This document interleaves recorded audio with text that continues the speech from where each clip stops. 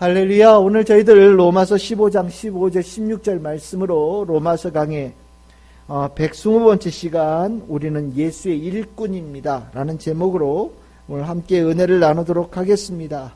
우리가 로마서에서 복음에 대한 말씀을 많이 나눴는데 오늘 이 바울은 이제 마무리되어져 가면서 여러 가지 중요한 권면들을 포인트를 집어서 전합니다. 그 중에 오늘 이제 마무리하는 가운데 이런 얘기를 하고 있어요. 우리가 왜 복음을 들었어야 됐는가? 그리고 복음을 들은 목적이 무엇인가? 우리가 복음을 전함으로 우리에게 일어날 일이 무엇인가? 그리고 복음을 전하는 그 일을 통해 하나님께서는 도대체 무슨 일을 하시는가에 관한 이야기를 우리에게 전해주고 있어요. 그러면서 우리가 하나님께서 복음을 전하라고 하신 하나님의 일꾼이 되어야 된다. 그 일이 참 아름답고 귀한 일이다라는 것을 오늘 바울은 이 로마서 15장 15절 16절에 전하고 있습니다. 우리나라에 그 책이 한 권이 나왔었는데 일본에는 목사님들이 그렇게 많지는 않습니다. 근데 목사님 중에 그 자서전 에세이가 나온 게 있었는데 책 제목이 이래요. 그래도 인생은 고쳤을 수 있어 라는 제목이에요. 이제 이 사진을 보시면 그 오른쪽에 있는 것이 책 표지고요. 번역된. 왼쪽에 보시는 분이 그 책을 쓰신 목사님이세요. 이름이 신도 타치야 목사님이십니다. 한눈에 봐도 어떤 분인지 아시겠죠? 예. 전직 야쿠자 출신의 목사님이세요.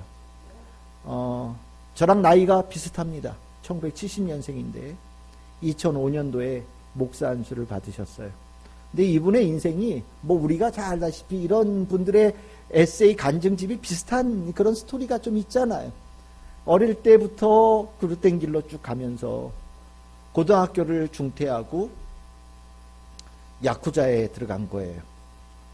그래서 야쿠자의 평생을 자기가 헌신하겠다고 새끼손가락을 끊어서 서약할 정도로 아주 그래서 그 야쿠자 안에서 높은 자리에 올라가려고 정말 물불 안 가리고 정말 많은 나쁜 짓을 했다고 합니다. 뭐 총격도 하고 마약도 하고 정말 뭐 우리가 볼 때 나쁘다라고 할 만한 일들은 잔뜩 한 거죠. 그러는 과정에서 감옥을 한 7번 정도 들어갔대요. 참 여러 번 들어갔죠. 여러 번 들어가는 가운데 그러고 나니 뭐 삶에 뭐가 남겠어요.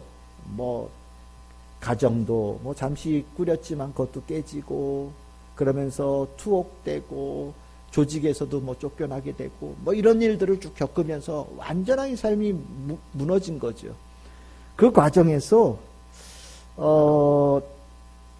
감옥에 들어가 있을 때 전 부인이 참 이 일본에서는 성경책이라는 책이 참 이렇게 흔하게 볼 수 있는 책은 아닌데 감옥에 있는 이 다치야 이분에게 신도 다치야에게 성경책을 넣어줬대요. 근데 이분이 이제 안에서 그 마약하고 폭력에 찌들어져 있는 이분이 성경책을 읽으면서 그 말씀을 읽는 가운데 정말 놀라운 회심의 역사를 받은 겁니다. 그러면서 이분이 한 말이 그렇습니다. 말씀을 읽을 때 예수님께서 내 안에 어두움을 조금씩 지워주셨다. 내 삶의 아픔을 고통을 예수님의 말씀을 읽을 때 지워주셨다. 그걸 알고 나니까 얼마나 성경의 말씀이 귀하겠어요.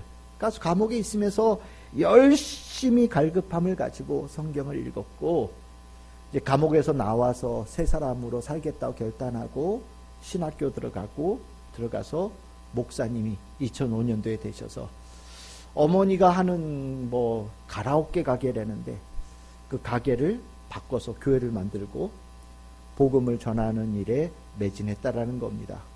뭐 이분이 어두움의 세계 속에 살았던 분이니 그 세계를 빠삭하게 아는 거죠. 이분이 전도한 방법이 뭐냐면 교도소에 면회 가는 거예요.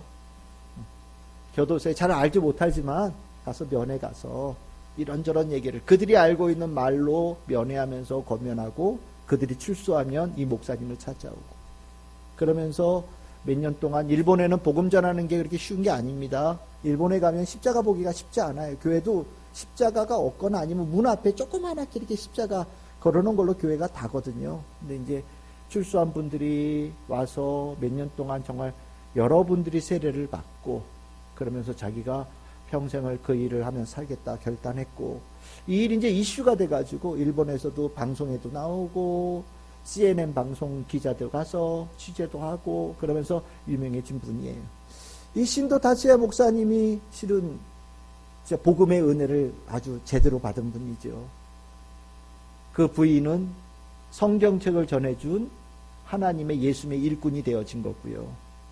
그리고 나니 정말 쓸 수 없는 인생처럼 보였던 그가 정말 쓸 수 있는 인생, 잘 살 수 있는 인생이 되어지고, 그 인생 고칠 수 있어, 복음으로 고칠 수 있어 라는 것을 전하는 예수의 일꾼, 복음의 일꾼이 되어졌다 라는 것을 이분의 일생을 보면서 우리가 알게 되는 겁니다.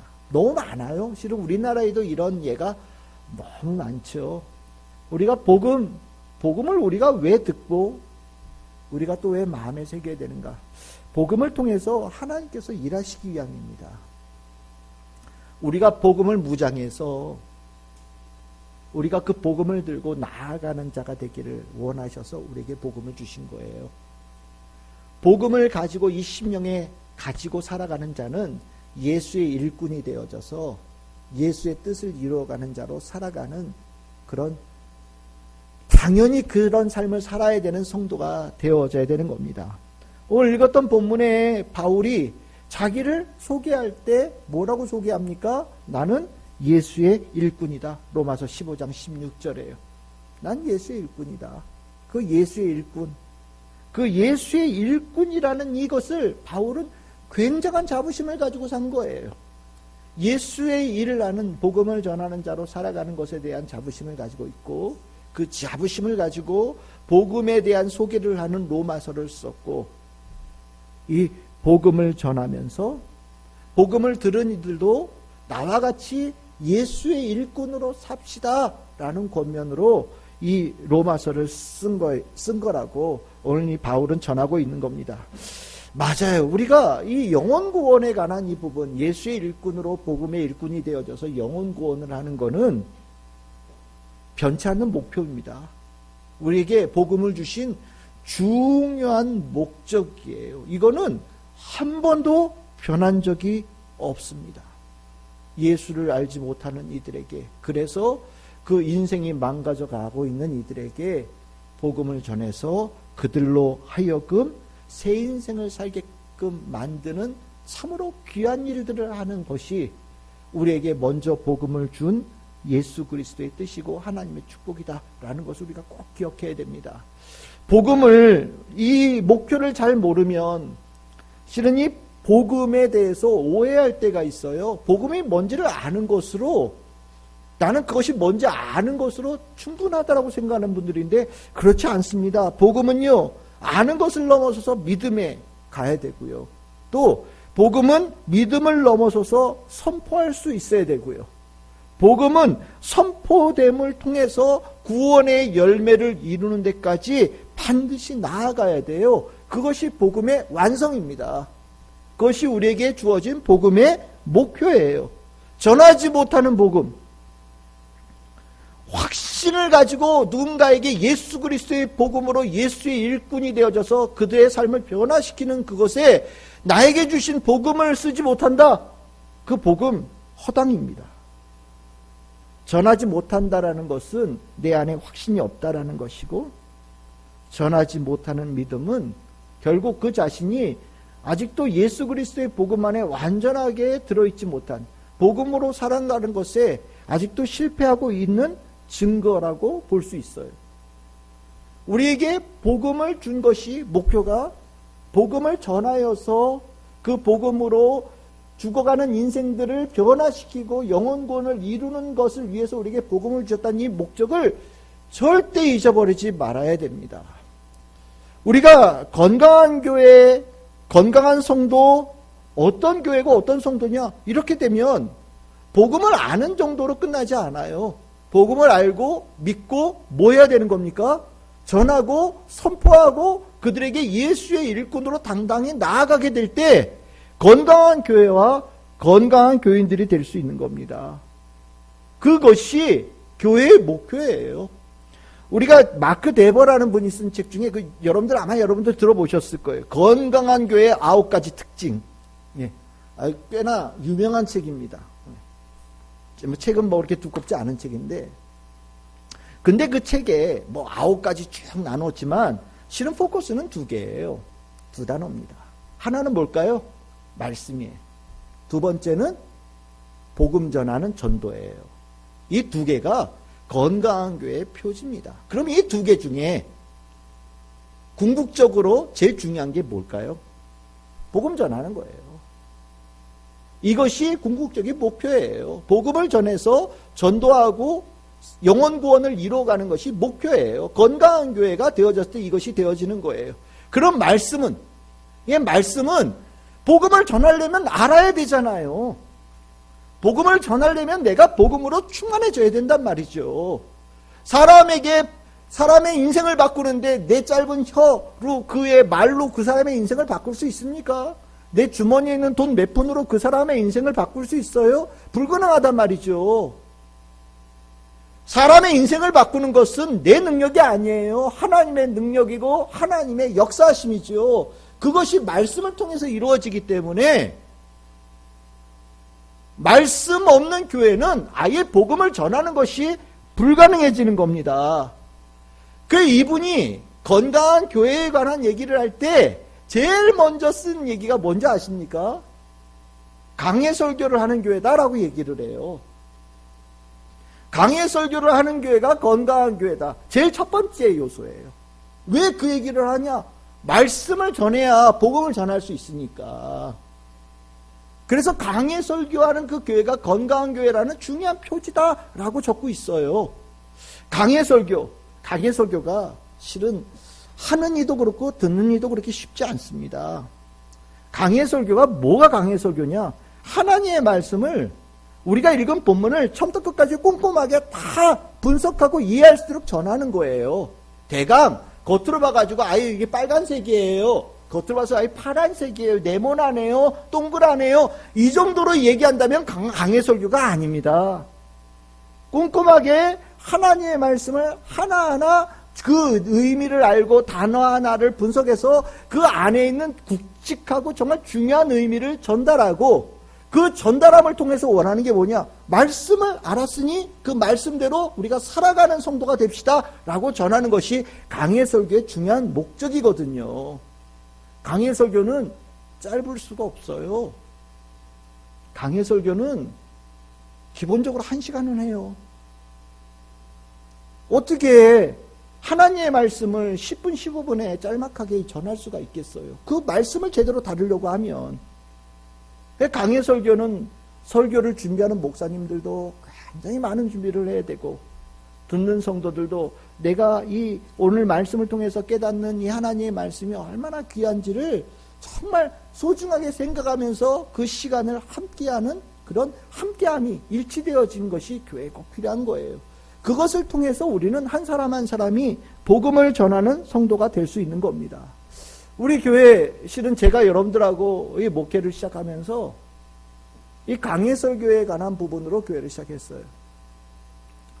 강해 설교를 하다 보니 때로는 좀 설교가 좀 많이 길죠.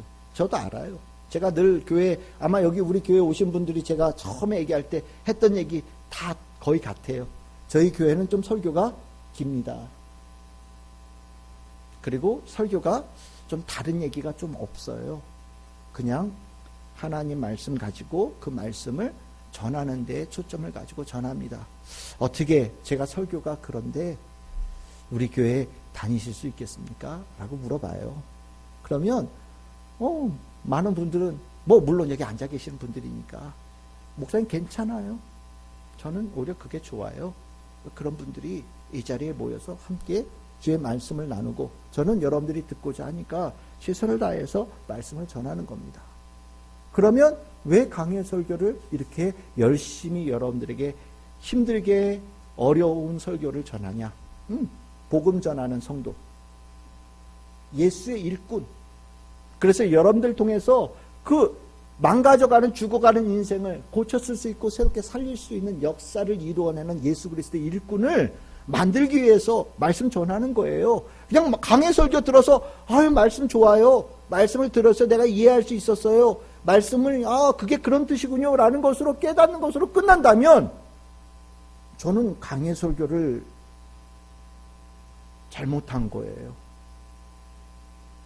그리고 하나님께서 우리 교회에 주신 그 말씀을 제대로 여러분들하고 나누지 못한 겁니다. 우리가 복음을 전하는 데 있어서 여러 가지 전도법이 있다고 얘기를 합니다. 제가 전에 교회, 큰 교회 부교육자로 있을 때는 제가 그 전도법을 가르치고 교육도 하는 그런 일도 했었어요. 전도법 많아요. 무슨 그 나름대로 전도에 성공한 분들이라고 하면 다 자기네들 법칙 붙여서 이름을 붙였거든요. 여러분들 들어보셨을 거예요. 고구마도 있고요. 예. 또 어디는 진도에 사시는 분은 진돗개 전도법도 있고요. 여러 가지 있어요. 그런데 전 개인적으로 제가 가르치긴 했지만 그 교회에서는 전도법을 그렇게 선호하지 않습니다. 왜냐하면 전도는 법칙으로 하는 게 아니거든요. 여러분들이 복음으로 충만하면 그리고 복음의 확신을 가지고 예수 일꾼을 제대로 쓰면 여러분들이 복음 전하고 그리고 전도하고 영혼 구원의 열매를 맺는 역사가 일어나는 거예요.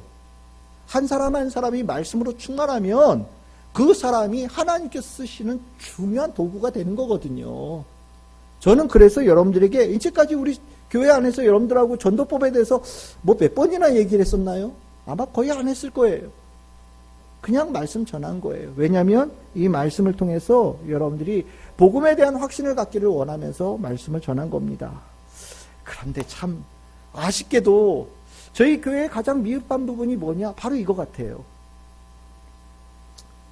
복음을 잘 전하지를 못해요. 말씀은 많이 들은 것 같다고 전 생각을 하는데 복음을 전하는데 자신감이 없어 보이고 때에 따라서는 복음을 전하는데 약간 쭈뼛쭈뼛하고 입을 잘 못 열고 하는 일들을 보면서 말씀은 전했는데 아직 하나님께서 우리에게 주신 말씀의 그 목표를 다 이루지 못했다라는 아쉬움의 마음을 갖게 됩니다. 올해 우리 표 복음의 씨를 뿌려서 생명의 열매를 거둔 교회, 그치요? 복음의 씨를 누가 뿌립니까? 여러분들이 뿌려야 되는 거예요. 여러분들 안에는 복음이 여러분들이 전할 수 있는 씨앗을 만들어내는 거거든요. 주님께서 우리를 그렇게 하라고 은혜를 주신 거예요. 우리가 그 일을 하는 자가 되어지는 예수의 일꾼이 되어질 때 비로소 주께서 우리에게 복음을 주시는 그 목적을 이루어가는 성도들이 된단 말이죠. 그래서 저는 오늘 이 말씀을 이렇게 읽으면서 우리 말씀을 많이 우리가 나누고 있으니까 이 예수의 일꾼 되기 위해서 우리가 좀 더 잘하려면 뭐가 좀 더 갖춰져야 될까? 이 부분을 여러분들하고 좀 나누려고 합니다.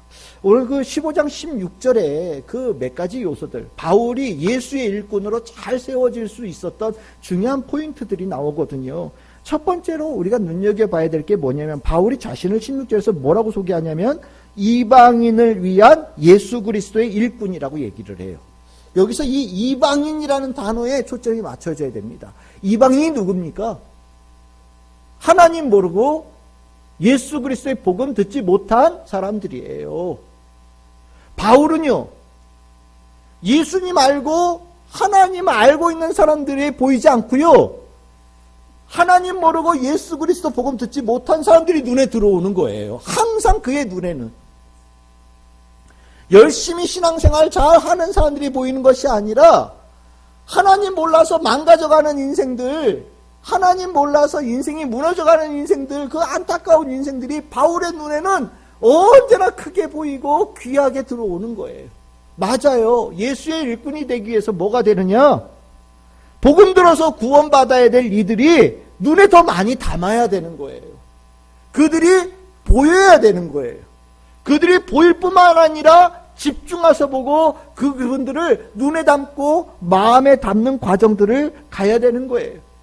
바울은 복음 듣지 못한 사람들을 이방인이라고 표현하고 있지만 우리에게는, 여러분들에게는 어떤 분들이 되겠어요? 아직 예수 믿지 못하는, 예수를 알지 못하는 이들이 여러분들에게도 보여야 되고 그들이 여러분들의 눈에 이방인으로 보여야 되는 거예요. 그래야 예수 일꾼이 되는 거예요. 어디다 씨를 뿌려야 되는지가 보여야죠. 그래야 예수의 일을 하잖아요. 안 보이는데 누구에게 복음을 전해야 될지도 모르겠는데 어떻게 씨를 전하겠어요? 봐야 된다라는 거. 그것이 일꾼과 직결되어진다라는 거. 바울이 자신을 예수의 일꾼이라고 표현한 중요한 이유가 있어요. 그것이 마태복음 9장 36절에서 38절이에요. 여기 보시면 예수님의 말씀이죠. 예수님께서 무리를 어떻게 했다고요? 보셨다고 그래요. 예수님께서 은혜를 베푸실 때 이 보셨다라는 단어가 굉장히 중요한 단어예요. 예수님은 누군가를 보셔요. 은혜를 전해줄 존재를 보셔요. 그 너무 불쌍히 여긴 마음에 그들을 담는 거예요. 그리고 나서 예수님께서 작정하셨어요. 저들을 저 불쌍한 삶으로부터 벗어나게 할 존재를 내가 보내야 되겠다. 그래서 그들을 뭐라고 불러요? 일꾼이라고 부르고 있어요. 일꾼. 일꾼들은 바로 예수님께서 불쌍한 무리들을 보시고 난 다음에 그들을 위해서 보내시는 사람들이 예수의 일꾼이거든요. 그러면 일꾼들은요, 그 예수님께서 그들에게 보냈을 때 제일 먼저 뭘 해야 되겠어요? 봐야죠, 그들을. 그들을 봐야 되는 거예요. 예수님처럼 그들을 봐야 되는 거예요. 그리고 예수님께서 나를 왜 이 자리에다 보내셨는지를 깨닫고 마음에 그들을 품어야 되는 겁니다. 우리가 신천지 때문에 이 추수꾼이라는 말을 참 쓰기가 애매해진 지금 상황이 되어졌는데, 추수꾼이라고 하죠. 광야에서 헤매도 고통스러워하는 이들을 모으는 거예요. 그래서 곳간에 모으는 겁니다. 왜? 더 이상 방황하지 않고, 더 이상 아파하지 않고, 가장 평안하고 안전하고 풍요로운 곳에 그들을 이끌어서 하나님의 품 안으로 이끄는 존재가 되어지는 것을 추수꾼이라고 표현하거든요. 신천지의 추수꾼은 악한 길로 가는 추수꾼이 있지만 실은 여기서 말하는 예수의 일꾼은 복음의 추수꾼이에요. 그들을 보면서 그들을 모으는 자들을 얘기하는 거예요. 저는 여러분들이 더 많이 보기를 원합니다. 예수님처럼 그 언제나 복음 전해야 될, 복음의 씨앗이 씨 뿌려져야 될 필요가 있는 이들을 볼 수 있고 그들을 눈에 담고 마음에 담을 수 있는 성도들이 될 수 있기를 소망합니다. 두 번째로 뭐가 필요하냐면 16절에 말씀을 통해서 우리가 깨닫게 되는 게 뭐냐면 이방인을 뭘로 드린다고요? 제물로 드린다라고 표현하고 있어요. 이게 무슨 뜻이냐?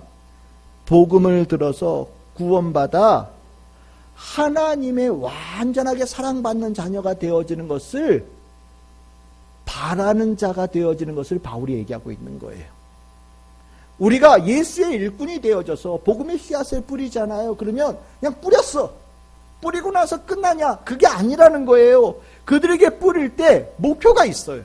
목표가 뭐냐? 그들이 하나님께 제일 사랑받고 하나님께 가장 은혜 받는 아들 되어지는 그 사람이 되어지는 소망을 가지고 그들을 함께하는 그것이 예수의 일꾼의 기본적인 마음이 되어져야 된다라고 가르치고 있는 거예요. 여러분들 이 마음 이해되시지요? 성령께서, 예수님께서, 하나님께서 나에게 어떤 존재라는 것을 깨우쳐 주십니까? 우리 얘기하잖아요. 하나님께 가장 사랑받는 사람. 수많은 사람이 있어도 하나님은 특별하게 나에 대해서 그냥 여러 사람들 중에 한 사람으로 보지 않으시고 여러 사람들 중에서도 나를 특별하게 사랑하시고 또 특별하게 관계를 맺으시며 하나님께 특별한 사랑을 전해주시는 존재로 내가 살아가고 있다는 것을 깨닫기를 원하시잖아요. 그래서 우리가 이렇게 예배 드리면서도 이 하나님의 말씀은 나를 주시는 말씀이에요. 나에게 주시는 말씀, 나를 사랑해 주시는 말씀. 그래서 난 이 예배를 통하여서 하나님께 복받은 자녀라는 것을 다시 한번 심령에 깊이 새기고 일어나게 되잖아요. 그렇지요? 우리가 그런 은혜를 받았단 말이에요. 그러면 우리가 복음의 씨를 전할 때 그들이 어떤 사람이 되기를 원하면서 복음을 전합니까? 그들이 하나님께 제일 사랑받는 아들, 하나님께 제일 사랑받는 딸 되기를 원하면서 씨를 뿌려야 되는 거예요. 그 마음으로 씨를 뿌리고 그렇게 되어지는 것에 정말 소망하면서 가는 자가 되어져야 된다라는 것을 바울이 얘기하고 있어요. 바울은 복음 전하면서 한 번도 이것을 잊어버린 적이 없는 사람입니다. 바울은 하나님께, 예수님께 굉장히 많은 은혜를 받은 사람이잖아요. 그 은혜로 자기의 인생이 완전히 바뀐 사람이잖아요. 그 복음을 전하면서 나보다 더 하나님께 사랑받는 자녀가 되십시오. 나보다 더 사랑받는 하나님의 아들 되시고 딸 되십시오. 나는 그렇게 되기를 원합니다. 라고 복음을 전한 거예요. 그걸 최상급의 용어로 뭐라고 표현하냐? 하나님께 제물되어지는 것. 하나님께서 가장 귀한 것으로 받아들여지는 존재. 하나님께서 그 존재를 보며 기뻐하시는 존재가 되어지기를 바울은 원했다라고 바울은 15장 16절에 얘기하고 있거든요. 우리가 일할 때 그렇게 일하는 거예요. 우리가 복음의 씨를 뿌릴 때 정말 그가 나보다 잘 되어져서 하나님께 복받는 자가 되어지기를 원하는 마음으로 복음의 씨를 뿌려야 돼요. 그것이 내가 하나님께 받은 복음에 합당한 마음으로 복음의 씨를 뿌리는 자가 되어지는 거고 영혼 구원을 이뤄가는 성도가 된 것이라는 것을 꼭 기억하시기를 바랍니다. 세 번째로 바울이 얘기한 게 뭐냐면 복음을 들어서 구원받아야 될 이들의 영적 필요를 채워주는 이가 예수의 일꾼이다라고 얘기를 합니다. 그것을 바울이 로마서 15장 16절에는 이런 단어를 써서 얘기해요. 제사장적 직분이다. 제사장적 직분이다. 예수의 일꾼은 제사장적 직분을 수행하는 사람이다. 여러분들 제사장적 직분이라고 얘기하는 것이 뭐냐면 일꾼 그러면 허드렛 일하는 사람처럼 우리가 생각을 하잖아요. 근데 그게 아니라 제사장은요, 사람이 하나님 앞에서 할 수 있는 가장 고결한 역할을 하는 사람이 제사장이란 말이죠. 그러니까 예수의 일꾼이 허드렛 일을 하는 사람이 아니라 그렇게 가장 존귀한 일을 하는 역할을 하는 존재다라는 것을 바울이 아주 중요하게 표현하고 있는 거예요. 예수의 일꾼은 제사장의 직분을 가진 자들이다. 이거를 요즘 말로 표현하면 우리 시대의 표현으로 하면 어떻게 하면 좋을까요? 저는 이렇게 표현하면 여러분들이 이해가 될 거예요. 여러분들이 바로 목사고 여러분들이 전도사입니다. 이러면 아마 이게 이해가 될 거예요. 주님께서 나에게 복음을 주셨어요.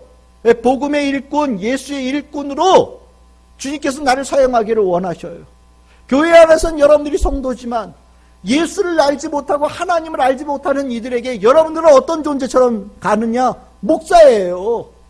여러분 전도사들이란 말이죠. 그들의 눈에는 여러분들이 그렇게 보인다라는 거예요. 그리고 하나님께서 여러분들에게 그들에게 그런 역할을 하는 존재로 여러분들을 쓰기를 원하신다라는 것이 바울이 우리에게 전해주고 있는 아주 중요한 포인트입니다. 내가 목사예요. 내가 전도사예요. 예수를 믿지 않고 있고 예수를 모르는 자들에게 내가 그런 역할을 하는 거예요. 하나님께서 나를 얼마나 귀하게 돌보십니까? 예수님께서 나를 얼마나 귀하게 돌보셔요. 성령께서 나를 얼마나 귀하게 돌보십니까? 그보다 훨씬 못하지만 목사와 전도사가 여러분들을 얼마나 귀하게 섬기고 여러분들을 얼마나 귀하게 다독이고 여러분들에게 말에 귀를 기울이고 여러분들이 필요한 것을 공급하기 위해서 기도하고 얼마나 애씁니까? 맞아요. 그거 여러분들이 예수의 일꾼이 가서 예수를 알지 못하는 이들에게 하라는 겁니다. 그것이 복음의 일꾼이고 예수의 일꾼이 마땅히 해야 된다. 그러면 영혼권의 열매가 맺혀진다라고 가르치고 있는 겁니다. 우리들이 그들의 필요를 채워주기 위해서 우리는 때로는 기도할 때도 있고요. 때에 따라서는 그들과 함께 시간을 보낼 때도 있고 그들과 영적인 교제를 나눌 때도 있고 때에 따라서는 눈물을 닦아줄 때도 있고 용기를 북돋아줄 때도 있고 그들에게 먹을 것을 줄 때도 있고 함께하는 많은 것들과 공유하는 것들이 필요할지도 몰라요. 다 모든 것들은 여러분들이 목사와 전도사의 직분자로서 그들에게 대하는 마음으로 간다면 그것에 영혼권의 열매가 맺혀질 수 있다라고 바울이 가르치고 있는 거예요. 바울은 그 마음으로 산 거예요. 늘 언제나. 그리고 자기가 가르친 그 복음에 구원받은 성도들이 한 사람 한 사람이 바울처럼 사도 되어지고 바울처럼 목사 되어지고 바울처럼 전도자 되어져서 예수 알지 못하는 이들에게 복음 전하여 그곳에 놀라운 역사가 일어나는 하나님의 나라가 확장되어지는 영원의 역사가 일어나는 일이 일어나기를 원한다라고 바울이 가르치고 있는 겁니다. 우리 교회 우리가 이 모습이 조금만 더 갖추어져 간다면 우리는 하나님께서 우리에게 주신 복음의 귀한 은혜를 참 풍성하게 잘 사용할 수 있지 않을까라는 생각이 들어요. 여러분들 눈을 열어서 복음의 씨앗을 뿌려야 될 그 이들을 눈에 담으시기를 바랍니다. 마음에 담으시기를 바라요. 그리고 그들이 하나님께 가장 사랑받는 자, 가장 복된 주의 자녀가 되어지는 그 일에 정말 나아갈 수 있도록 여러분들 최선을 다해서 도와주시기를 바랍니다. 목사처럼, 전도사처럼 하나님께서 여러분들을 풍요롭게 사용하시는 하나님의 사람 일꾼 되어져서 하나님께서 여러분들 통해 영혼 구원의 역사가 일어난 아름다운 열매가 풍성하게 일어날 수 있도록 우리들이 여러분들의 삶을 아름답게 사용하시기를 바랍니다. 말씀은 그렇게 하라고 그걸 할 수 있게끔 주시는 영적 에너지예요. 내가 그 일에 확신을 가지고 누군가를 살릴 수 있는 고결한 일을 할 수 있는 역사가 있다는 것을 깨닫게 하고 이 안에 심령에 새기게 하시는 하나님의 은총이거든요. 복음을 들었으면 예수의 일꾼으로 당당하게 세워지는 것 정말 마땅한 일이라고 저는 생각을 합니다. 이제 말씀을 정리하겠습니다. 복음은 빛이에요. 어둠을 쫓아내는 빛입니다.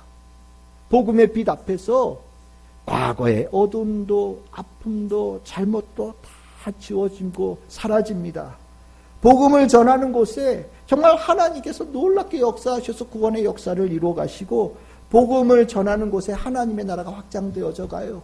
그 일을 하라고 우리에게 복음을 주시고 그 일을 하는 예수의 일꾼으로 우리를 세워주셨어요. 우리가 전하는 그 복음에 우리 처음 나눴던 신도 다치아 목사님처럼 그 인생이 변화되어지는 역사가 일어나고 그 일이 하나님께 영광이 되어지는 거예요.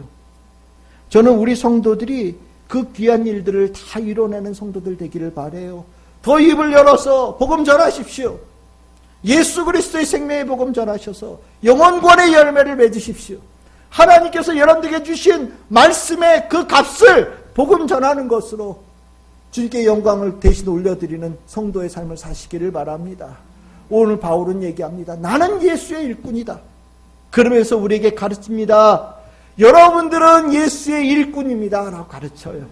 오늘 이 바울의 외침에 우리는 이렇게 답하기를 원합니다. 우리는 예수의 일꾼입니다. 나는 예수의 일꾼입니다. 라고 고백하며 이 바울의 외침에 응답하는 우리 성도들 다 되시기를 주님의 이름으로 축복합니다.